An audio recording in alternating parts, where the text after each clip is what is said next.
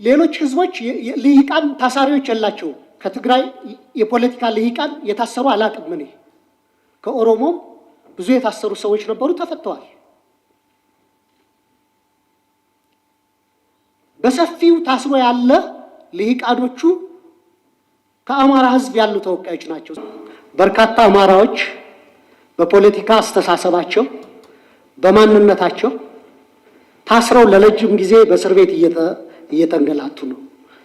እነዚህ ደግሞ ተራ ዜጎች አይደሉም።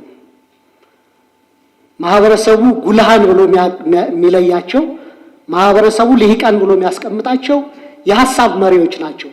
የፖለቲካ መሪዎች፣ ጋዜጠኞች፣ አክቲቪስቶች ናቸው።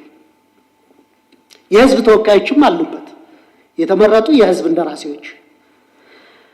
እነዚህ እንዲፈቱ በእናንተ በኩል ጥያቄ አቅርባችሁ አስፈጻሚው አካል ምንም ያደረገው ነገር የለም። ይህንን ግን አሰርቲቭ ሆናችሁ በእናንተ በኩል ለሚዲያዎችም ለኢትዮጵያ ህዝብም ስታሳውቁ አላየም።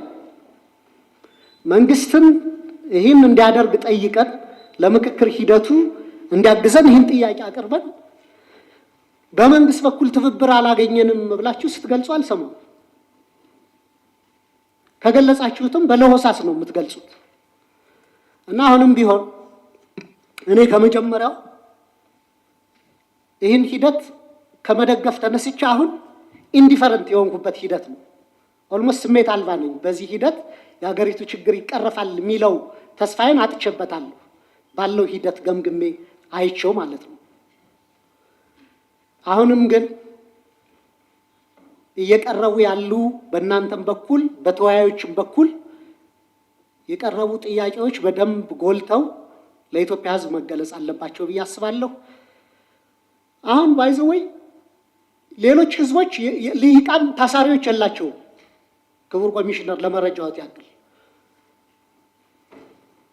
ከትግራይ የፖለቲካ ልሂቃን የታሰሩ አላቅም። እኔ ከኦሮሞም ብዙ የታሰሩ ሰዎች ነበሩ፣ ተፈተዋል። በሰፊው ታስሮ ያለ ልሂቃኖቹ ከአማራ ህዝብ ያሉ ተወካዮች ናቸው። ስለዚህ ነገ ልሂቃኖቼ ታስረውብኛል አልተወከልኩም ቢል ይህ ህዝብ በቂ ምክንያት አለው ብዬም መከራከር እችላለሁ እኔ።